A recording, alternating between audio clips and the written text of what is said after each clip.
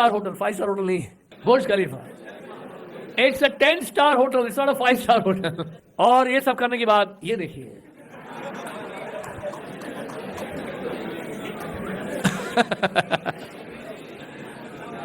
आप देखिए यहां पर बड़े ध्यान से देखिए, 100 मिलियन इंडियन कंज्यूम्स ड्रग्स। कितना बड़ा नंबर है देखिए। अल्कोहल 62.5 मिलियन पीपल, चरस 8.75 million people, opiates 2 million people, sedatives 0.6 million people are consuming drugs and alcohol. Very, very surprising statistics. अभी देखिए 1.64 lakhs 2021 career-related suicides in India. Not good. देख रहे हैं आप? So high living, but very, very simple thinking. Very, very simple thinking. Fourth largest world's beef exporter, India. पहला है Brazil, second United state, third है Australia, fourth है India. क्या बड़ी बात है, हम लोग फोर्थ पोजीशन में हैं, कितनी खुशी की बात। गौ माता यानी कि जिसको गाय को जो माता बताया गया हमारे शास्त्रों में, उसको काट काट के हम कहाँ भेज रहे हैं, विदेश भेज रहे हैं। फोर्थ लार्जेस्ट एक्सपोर्टर इंडिया है। This very very surprising.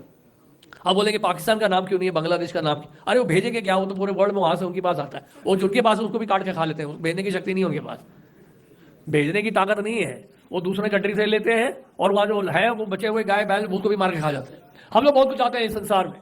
We want wealth, we want big house, we want good family, we want rich family, right. हम सबका एम्बिशन है, हम ये नहीं कह रहे हैं you should not be ambitious.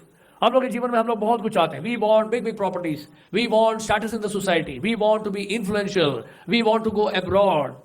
ये हमारे जीवन का लक्ष्य है, एम्बिशन है हमारे अंदर, राइट।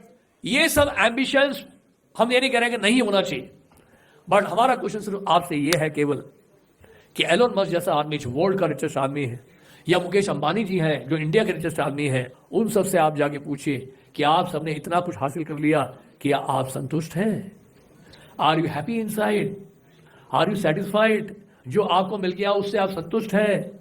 अगर संतुष्ट नहीं है तो और क्यों कमा रहे हैं आप, और क्यों मेहनत कर रहे हैं? एलन मस्क के पास इतना धन है, देखिए 19,140 करोड़ यूएस डॉलर्स। अगर वो कुछ भी नहीं करेगा तो उसकी 1000 पीढ़ियां खा पी के सो सकती है। More than 1000 generation just can eat and sleep, they don't have to do anything. उसके बावजूद why working so hard, why is in so much in anxiety? इसका मतलब क्या है, जो उसने प्राप्त किया उसको सेटिस्फैक्शन नहीं मिल रहा, although is a world's richest man. तो प्रश्न ये उठता है कि वास्तव में ये सक्सेस जो है हमें हैप्पीनेस देता है कि नहीं? This high living can it give us real happiness? क्या ये जो सफलता है जीवन में, क्या हमें असली सुख दे सकती है क्या?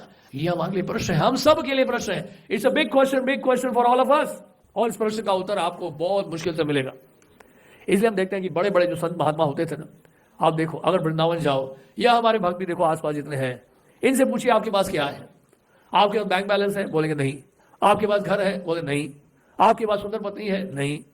आपके पास कोई इन्फ्लुएंस है? नहीं। आप अब्रॉड जाना चाहते हैं? नहीं। ठीक है। आपकी कितनी प्रॉपर्टी है? नहीं। आप कहाँ रहते हैं? छोटे से कमरे में। आपकी क्या सिक्योरिटी है? नहीं। सिक्योरिटी मतलब इंश्योरेंस कराया है या कोई फ्यूचर का कोई प्लान है, इंश्योरेंस पॉलिसी है? आपने कोई लोन लिया है क्या? नहीं। अरे कुछ भी नहीं है। आप इतने खुश कैसे हैं? हाँ है। वो नहीं है, हम खुश हैं। ये सब नहीं होने के बाद खुश कैसे हो सकते हैं? ये प्रश्न उठता है। इनका लिविंग तो सिंपल है, इनका हाई लिविंग नहीं है। इनका सिंपल लिविंग है और थिंकिंग बड़ा हाई है। चेहरे में बड़ी खुशी है, चेहरे में बड़ा आनंद है, नाच रहे हैं, गा रहे हैं। क्या कारण है इसका? What is the secret, what is the reason? जानने का प्रयास करिए। It is very very important know that. अभी देखिए, हम पढ़ रहे थे महाभारत में, बहुत सुंदर बात बताई गई, अभी बताएंगे आपको कि देखिए, एक व्यक्ति जिसके पास कुछ नहीं है वो बहुत खुश है, और दूसरा व्यक्ति जिसके पास सब कुछ है वो दुखी है। ऐसा क्यों हो रहा है? कभी आप इस पर विचार करिए, कभी थॉट देखिए। आपने देखिए, इसको कहते हैं फूड फॉर थॉट। विचार जो हमारा हाई थिंकिंग का मतलब यही है। हाई थिंकिंग का मतलब यह है कि आप जानने की कोशिश करें कि मैं हमेशा कैसे खुश रह सकता हूं। क्या मैं इन चीजों के ऊपर इतना डिपेंडेंट हो चुका हूं कि ये सफलता जब मिलेगी तभी मैं खुश रहूंगा, अगर सफलता नहीं मिलेगी तो मैं दुखी हो जाऊंगा? अगर मैं इतना ज्यादा निर्भर हूं सफलताओं के ऊपर, तो यह निश्चित है कि हमेशा मैं सुखी नहीं रह पाऊंगा। क्योंकि कारण क्या है? क्योंकि ये जो सफलता है वो हमेशा के लिए नहीं रहती है, उसमें उतार चढ़ाव बना रहता है। आज जो हमारे पास है शायद कल नहीं होगा, आज जो नहीं है हो सकता है कल हो, दोनों ही हो सकता है। अप्स एंड डाउन, सुख दुख, लाभ हानि, सर्दी गर्मी, ये तो संसार का नियम है।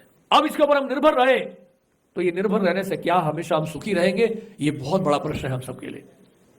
लेकिन दूसरी ओर वो भक्त जिनके पास कुछ नहीं है और वो बस भगवान के नामों का उच्चारण कर रहे हैं, केवल बस भगवत गीता पढ़ रहे हैं, प्रसाद ग्रहण कर रहे हैं, सरल सा जीवन बिताया हुआ है लेकिन खुश है।